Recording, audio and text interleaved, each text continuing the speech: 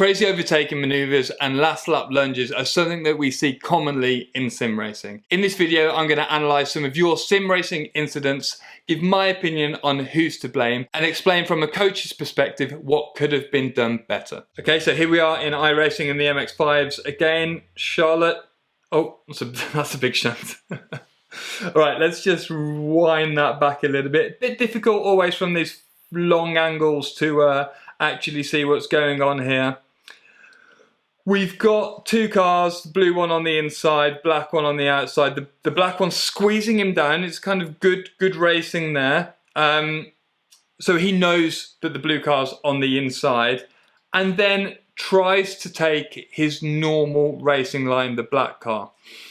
He knows that the blue one's there, he's trying to squeeze him and then is expecting the blue one to back out of it. He's putting himself in a very vulnerable position indeed, because most drivers on the inside aren't going to back out of it. And to be fair, he's more than 50% up the inside of the black car. So in my opinion, the black car should give him a little bit more room. You can't just chop people down like this when they're you know, already alongside you or part way alongside you. And you also, if you think about it in actually quite a selfish view, as the black car, you're putting yourself in a very vulnerable position where you're the one who's likely to come off worse if there is contact. And as you can see here, he comes off worse, and that is a race-ending incident there. Okay, so straight into it. Here we are with some GTs.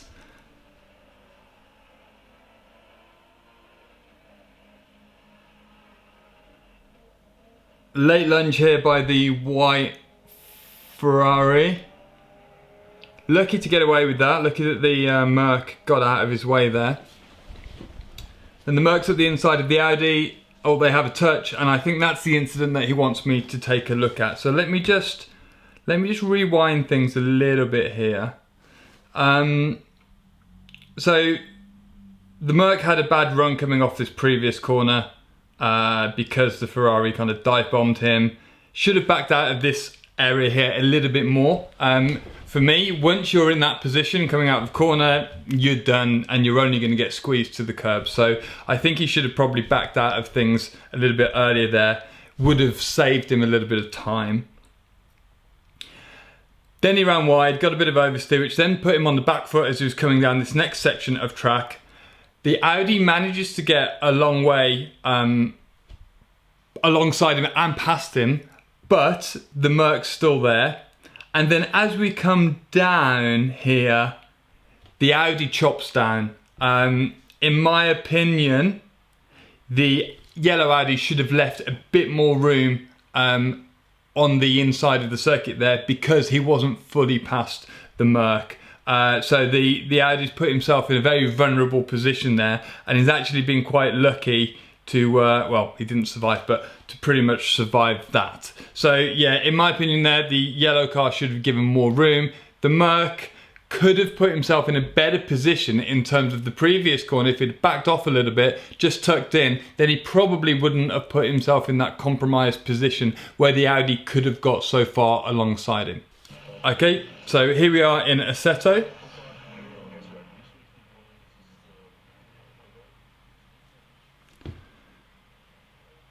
Mugello coming through the chicane there. It's got a decent run. We've got a car behind us as well, if you see in the mirror.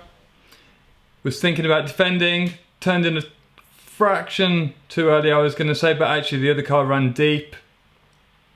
Got a good exit here. Car in front's gone defensive already. All of this seems fine at the moment. Oh, gets a tap from behind. Coming to the left down the hill. This all looks pretty good actually so far. Another tap.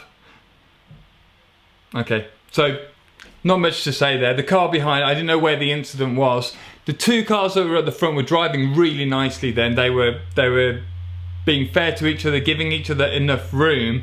But then the car that was behind was hitting a few times, and to be honest with you, if we just rewind and go back, he nudges him once here, and then as they're coming through the left, another nudge there, and then the driver gets a tank slapper and can't keep it together. Black and white case there. The car that was in the kind of third in the line there was just out of order really, and took the other car off. So here we are with a couple of GT3 cars at Lime Rock. Let's see what we've got to look at.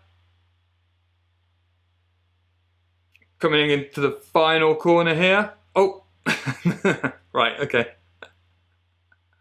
Into the wall. Okay, so I mean, this is a fairly easy one, I'd say. Let me just rewind back a fraction. So this last corner at Lime Rock there isn't very much deceleration here, so it's not typically an easy place to overtake unless you're already alongside coming out of the previous corner. However, I will say that the Merc has run wide. He's missing the apex as we come in here. The BM, you know, took his opportunity and just dove up the inside, then did fire him off. So to be honest with you, if the Merc had been on the proper line, it would have completely been the BMW's fault. But because he's missed that apex and he's made a mistake, he's left the door open for the BM, who is on the proper line, who's put his car there, but then he hasn't slowed it down enough, the BMW. So for me, this is kind of both of their faults. If the Merc hadn't have made the mistake, then the gap wouldn't have been there. But the BMW should have slowed down a little bit more, and understood that the Mercedes was on the outside of him, not expected him to get completely out of the way. Okay, so here we are in iRacing and a couple of NASCARs. Number 5 car here. Don't know what circuit this is. All looking fine at the moment. Oh, number 12 car's run wide. Number 5 car comes up the inside, gets the move done. And again, I mean, that one's very much black and white. Not much to say there. If we just go back to the incident, 12 car makes a mistake here. Number 5 car's on the normal line. It's got a good run coming out, and then probably in some kind of desperation, the 12 car realizes that it's made a mistake, goes for a lunge, something that we unfortunately see too much, kind of allows his emotion to get on top of him, wants to make the position back, and yeah, just takes out the number 5 car. Really black and white case here, completely the number 12 car's fault. Next up, we've got a short clip. Coming down the straight here. Cars almost alongside each other. Whoa. Okay, so this one is a bit more interesting to analyse. A bit of a tricky situation here. So the car behind number 10 car is getting a good tow. Kind of halfway alongside as they're coming in here. And by the time they get to the apex, he's pretty much alongside, but takes a bit of curb on the inside. That pushes the car into a bit of understeer here, brings the limit down, pushes him across, and then they make contact, and this guy goes off.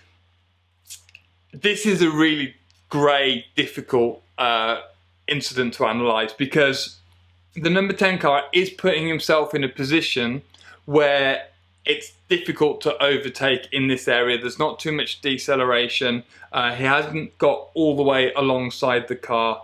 By the time they do come into the apex, then they are. But you can't expect the car in front of you to be looking in his mirrors at this point and just drive out of your way and give you the space. I think this is a racing incident, but bordering on the fault of the number 10 car, which is the car that we're kind of trailing here. Because he wasn't quite far enough alongside, in my opinion, and all the responsibility was put on the other car. If the car that we were following got alongside the other car properly, completely in the braking zone, then I would have said that maybe it was his fault. But it's slightly leaning on the fault of the car that we've been trailing just here. So on into some Mazdas at Okayama. We're following the pink car, coming through the final corner here, onto the straight, getting a good tow from the green car in front of us. Gradually catching him up. Oh.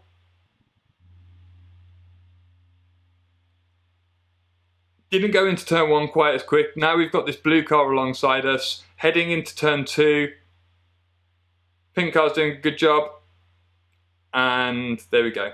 So I think that's the incident that we're trying to analyse.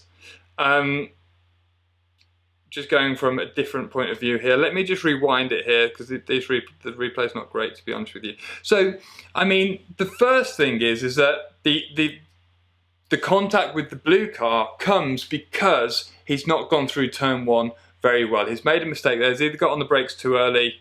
Let's just see what happens, but it does change view as we're going in. Yeah, so the blue car here, pink car just leaves way too much space on the inside of the corner there, and so he can't travel through that corner quickly enough, which then puts him on the back foot. The blue car's got the momentum. You can just see it coming into view on the right hand side here. We're then coming off the corner pretty similarly as we come out. Pink car's coming into turn two, and he's pretty much ahead here. If I was in the blue car, in the number 5 car, I would be expecting the pink car to be moving out across in front of me on the more natural line. But instead, the blue car sticks there and they have a bit of contact, and I think possibly the blue car goes off. In my opinion, that isn't the pink car's fault. He's, you know, well in front of the car. It was only really the rear quarter where they were overlapping, and the blue car should have just eased up a little bit earlier, tucked back in line and cracked on. That's something that I see quite a lot in sim racing, where drivers don't give up the position. If they're more than half the way back coming off the corner, they'll just stick on the outside. And in the real world, you'd just get forced onto the grass and you'd lose a lot of time. Racing drivers, real world racing drivers, will back out of those positions much earlier. The other thing with the sim is obviously you can't see these areas as well as you can in the real world. You can't hear it quite as well. You haven't got the peripheral vision most of the time that you've got in the real world, and so you just don't know that the driver's sat on your rear quarter. So to all of those drivers who find themselves in this position, by the time you get to the apex, if you're not like properly alongside, begin to back out of it, tuck back in, and then you can potentially go for the overtaking maneuver going through the next sequence of corners. So here we are at Laguna Seca in the Mazdas once again. Got this pink Mazda again coming into the final few bends. Turned in a fraction too early there. Got a good run coming out though on this car in front. Car in front's doing a decent job with defending, but didn't quite get there. Bit of contact and nerfs him off and is through.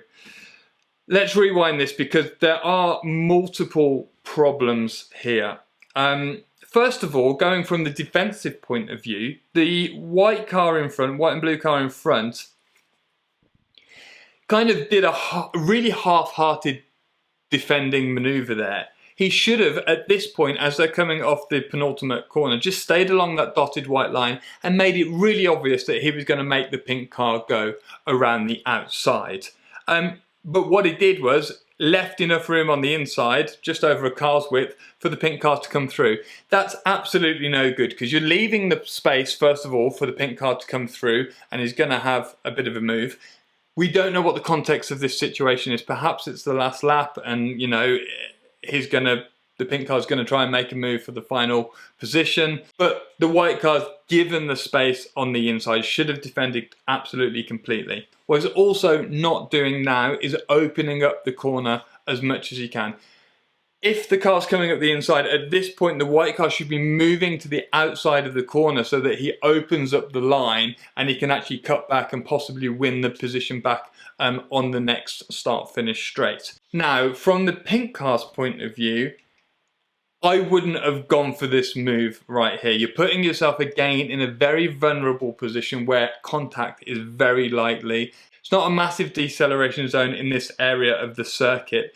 And the gap is just going to wedge down. The gap's only ever going to get smaller. So for him to get past his car in this position is going to be very challenging. What I would have done was actually switched back up to the outside of the circuit and tried to get the run on the exit of the corner. In terms of who's to blame in this situation, I would lay the blame on the pink car because he wasn't already alongside the car as they turned into the corner, not even a little bit, maybe 30 centimeters or so, but not enough for him to warrant being there. What I see a lot in these overtaking maneuvers is the drivers just aren't patient enough. A lot of the time, actually, the racing maneuver, the overtaking maneuver is done in the previous corners and then carried out down the following straight. If you're having to lunge on a car, you've not organize yourself so that you are overtaking properly. Most drivers would benefit from actually focusing on making the car in front of them defend, as they did in this situation, then switching back up to the outside of the circuit so they can open up the next corner more than the car that they're trying to overtake, get on the throttle sooner, and then get most of the overtaking maneuver done on the following straight and then into the next braking zone. If you enjoyed this video, check out our other sim racing technique videos where we can teach you to be faster on track. We're also just launching the next intake for our iRacing course, which I'll link to in the description below. If you want your incident analysed, I'll also let you know how to do that in the description below.